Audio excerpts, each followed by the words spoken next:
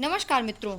दोस्तों, आज दिनांक 1 सितंबर 2020 दिन मंगलवार को श्वेता मिश्रा यूट्यूब चैनल पर आप सभी का हार्दिक स्वागत है। दोस्तों, हमारे यूट्यूब चैनल पर विद्यार्थी जीवन से संबंधित सभी ऑथेंटिक न्यूज़ होती हैं।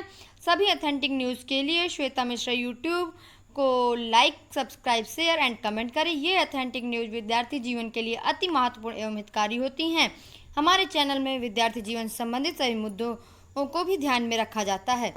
दोस्तों, तो उसमें आपने देखा होगा मोदी जी का जो मन की बात थी उसमें कितने लाइक और कितने डिसलाइक हुए। आपने ये एक फ़ोटो वायरल हो रही है जिसमें भारतीय मीडिया बिक चुकी है और वो भारतीय मीडिया कह रही है ये जो डिसलाइक हैं ये इंडियंस के नहीं बल्कि विदेशियों के हैं। तो दोस्तों, अब आगे बात करते हैं हम टीआरपी रेटिंग की जो बात कर रहे हैं। इसमें 3.09 M सब्सक्राइबर हैं। फिर इसके बाद 182 के मन की बात के लोगों को लाइक किया है और 885 के लोगों ने डिसलाइक किया है। भारतीय मीडिया कह रही है कि ये भारतीयों ने नहीं बल्कि विदेशियों ने डिसलाइक किया है। ये आप भारतीय जनता पार्टी का चैनल है जिसे मैंने बताया आपको सब्सक्राइब किए हुए 3.09 M सब्सक्राइबर है। ये लोग अपनी टीआरपी रेटिंग क्या होती है? टेलीविज़न रेटिंग पॉइंट, जिसमें आपके व्यू, लाइक और डिसलाइक देखे जाते हैं। दोस्तों, मोदी जी की मन की बात में मैं एक शब्द कहना चाहूँगी। दोस्तों, आज का युवा बेरोजगार है। मोदी जी को ध्यान में रखना चाहिए। मोदी जी जवाब चाहिए, युवा आज बेरोजगार क्यों है? युवा है जो वायु की तरह तेज होता है, जिसको हम केवल महसूस कर सकते हैं, ना तो हम देख सकते हैं ना तो हम सुन सकते हैं।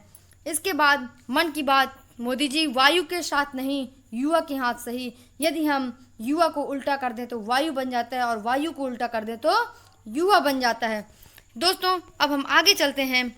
देखिए, इसमें मैं भी बेरोजगार हूँ, श्वेता मिश्रा लिखा हुआ है। इसमें मैं भी एसएससी रेलवे टीचर्स वैकेंसी और भी जितनी IBPS और भी जितनी वैकेंसी हैं, सभी की वैकेंसियों में कभी ना कभी कहीं ना कहीं यदि एग्ज़ाम होता है, पहले तो वैकेंसी नहीं आती, यदि वैकेंसी आती है तो एग्ज़ाम होता है और एग्ज़ाम होता है तो फिर उसके बाद उसका रिजल्ट नहीं आता, रिजल्ट आता है तो इंटरव्यू नहीं आता, इंटरव्यू होता है तो ज्वाइनिंग नहीं होती। यह हमारे देश की दशा है। दशा और दिशा दोनों सुधारने की ज़रूरत है। देखिए, मैंने आपको बताया, ये देखिए भारतीय जनता पार्टी का चैनल है। इसमें 3.09 M सब्सक्राइबर हैं और 182 के लोगों ने लाइक किया है और 885 के लोगों ने डिसलाइक किया है। इसके बाद 4M व्यूज़ हुए हैं। इसमें भारतीय मीडिया का कहना है कि ये भारतीयों ने नहीं बल्कि विदेशियों ने डिसलाइक किया है। भारतीय मीडिया पूरी तरह बिक चुकी है। Speak up for SSC and railway teachers students. दोस्तों, कुछ मुद्दे हैं, कुछ मांगे हैं जिन्हें हमारी पूरी होनी चाहिए, हमारी मांगें पूरी होनी चाहिए। दोस्तों, तो आज हम चलते हैं कि SSC CGL अभी काफ़ी देर तक ये जो ट्विटर कैंपेन चला था, उस ट्विटर कैंपेन को ध्यान में रखते हुए SSC का जो उसका एग्ज़ाम का डेट आ गई है, SSC के रिज़ल्ट की डेट आ गई है, लेकिन वो डेट कंफर्म नहीं है, टेंटेटिव डेट आई हुई है। SSC CGL की 2017 की अभी आज तक ज्वाइनिंग बाकी है। 2018 की रिज़ल्ट की डेट आ गई है। क्या है ये सब? SSC 2018 में रिज़ल्ट आज तक बाकी था। जब आज युवा जागरूक हुआ है तब उसको आज रिज़ल्ट की डेट मिली है। अब देखते हैं हम लोग railway NTPC exam. Railway NTPC का एग्ज़ाम 1.5 साल हो गया फॉर्म भराया हुआ। 3 करोड़ युवा इंतज़ार कर रहा है। आखिर क्या कर रही हैं एजेंसियां? अगर परीक्षा एजेंसियां नहीं तैयार थीं तो फॉर्म नहीं भराना चाहिए था। क्यों होती है देर? युवा जवाब मांग रहा है। मोदी जी युवा जवाब मांग रहा है। सभी में वेटिंग लिस्ट होनी चाहिए। यदि कोई सिलेक्शन नहीं हो लेता है तो उस वेटिंग लिस्ट को शो होना चाहिए। इसके बाद अच्छे से समय में एग्ज़ाम होना चाहिए, जो नोटिफिकेशन में मेंशन होना चाहिए कि कब एग्ज़ाम होगा, कब इसका रिजल्ट आएगा, कब इसका इंटरव्यू होगा, सारी चीज़ें टाइम टेबल के अकॉर्डिंग होनी चाहिए। जब सारे प्रोग्राम, जितने भी राजनीतिक प्रोग्राम होते हैं, सारी चीज़ों की डेट पहले से निर्धारित रहती है, तो क्या जो युवा जनप्रतिनिधि अपना चुनता है, तो क्या उसको अधिकार नहीं है कि अपना टाइम टेबल जो उसका जीवन आश्रित है तो उसको मिलना चाहिए? उसका पूरा नोटिफिकेशन में, पूरा उसकी विज्ञप्ति में सारा कुछ मेंशन होना चाहिए। रिजल्ट टाइम से पब्लिश होना चाहिए। किसी प्रकार की कोई धांधली नहीं होनी चाहिए। टाइमली पब्लिकेशन ऑफ रिजल्ट को टाइमली पब्लिश होना चाहिए। किसी प्रकार की धांधली नहीं होनी चाहिए। इसी के साथ मैं यूपी के 69,000 प्राइमरी शिक्षक भर्ती की बात कर रही हूँ। जनवरी 2019 में सुपर टेट का एग्ज़ाम हुआ था और भर्ती आज तक नहीं हुई है। इसका जवाब मोदी जी, जो कि देश के प्रधानमंत्री, और उत्तर प्रदेश के मुख्यमंत्री योगी आदित्यनाथ जी से जवाब चाहिए। क्यों नहीं हो रही है? आज 1.5 साल हो गया। सुपर टेट का एग्ज़ाम जनवरी 2019 में हुआ था। आज 1 सितंबर 2020 है, लेकिन आज भी ज्वाइनिंग का कुछ पता नहीं है।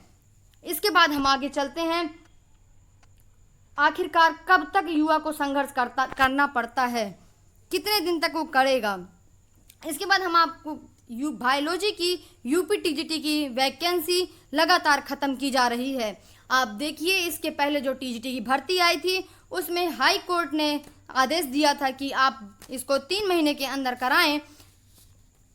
तो इसमें माध्यमिक शिक्षा सेवा चयन आयोग ने अपना पत्र वापस लिया था और कहा था हम 3 महीने में परीक्षा कराएंगे।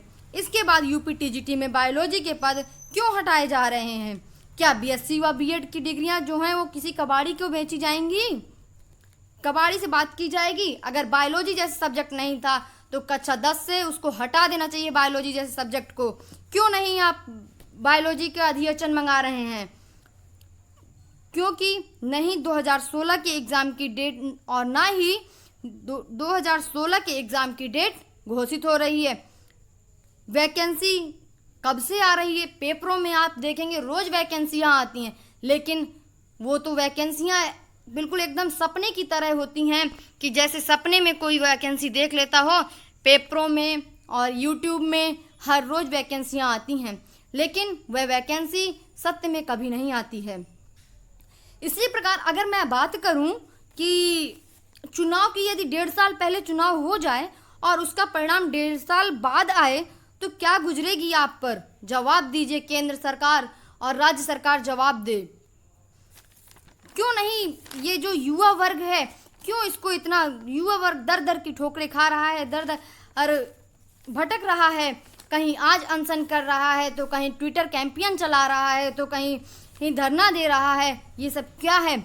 आखिरकार क्या युवा वर्ग को कोई वैल्यू नहीं है? जो युवा वर्ग आज देश को आगे बढ़ाता है, वही युवा वर्ग दर दर की ठोकरें खाकर सड़कों में घूम रहा है। Thank you. तो दोस्तों, आखिरकार युवा वर्ग के साथ क्यों अन्याय हो रहा है ये बताइए। आप एग्ज़ाम कराते, आप पीईटी लगाते, सीईटी लगाते, सीसेट लगाते, टीईटी लगाते, सब कुछ लगाते, सब कुछ में तैयार है युवा वर्ग, लेकिन फिर भी आप युवा वर्ग को रोजगार नहीं देते। युवा वर्ग बेरोजगार है, घूम रहा है। आप देख लीजिए, आप बिहार में चुनाव आने वाला है, कितनी वैकेंसियां आई हैं सिर्फ चुनाव के नाम पर। सरकारी रिजल्ट आप खोलिए, देखिए उसमें बिहार एसआई और ये आप देखे होंगे यूपी में कितने दिन से यूपी एसआई की भर्तियां आ रही हैं, कितने दिन से यूपी लेखपाल की भर्तियां आ रही हैं, कितने दिन से यूपी टीजीटी पीजीटी की भर्तियां आ रही हैं। आखिरकार क्यों नहीं आ पा रही हैं भर्तियां? बताया तो कि पहले तो न्यूज़पेपर में, यूट्यूब में तो रोज़ भर्तियां देखने को मिलती हैं, लेकिन उनका विज्ञापन जल्दी नहीं आता है। यदि विज्ञापन आया तो उसमें ये सारी चीज़ें नहीं मेंशन होती हैं कि एग्ज़ाम कब है, इंटरव्यू कब है, ज्वाइनिंग कब है, इसका कुछ पता नहीं है। बेरोजगार से पहले लेके पैसा फॉर्म भरा लिया जाएगा। देख लीजिए आप एनटीपीसी रेलवे को देख लीजिए, आज ग्रुप डी और एनटीपीसी रेलवे में 3 करोड़ युवा 1.5 साल से घूम रहा है। 2017 में जो धांधली हुई थी एसएससी सीजीएल का युवा घूम रहा है, 2017 से 20 हो गया, 3 साल हो गया। अगर हर भर्ती को ऐसे ही रहा जाएगा, हर पंचवर्षीय योजना में ही निकालनी है भर्तियां तो युवा कहाँ जाएगा, बेरोजगारी कहाँ जाएगा। अगर आप कहते हैं 2 करोड़ हम भर्तियां देंगे, 2 करोड़ रोजगार देंगे, आखिरकार आप रोजगार कहाँ देते हैं। अगर आप 2 करोड़ तो छोड़िए, आप 2 लाख लोगों को ही रोजगार दे दें तो इतनी बेरोजगारी नहीं बढ़े। केंद्र सरकार माननीय मोदी जी से यही अपील है और राज्य सरकार यूपी गवर्नमेंट मुख्यमंत्री योगी आदित्यनाथ जी से अपील है कि 69,000 शिक्षक भर्ती के में अभ्यर्थियों के साथ जितना अत्याचार हुआ है उतना शायद किसी भी भर्ती में या किसी भी युवा वर्ग के साथ नहीं हुआ होगा।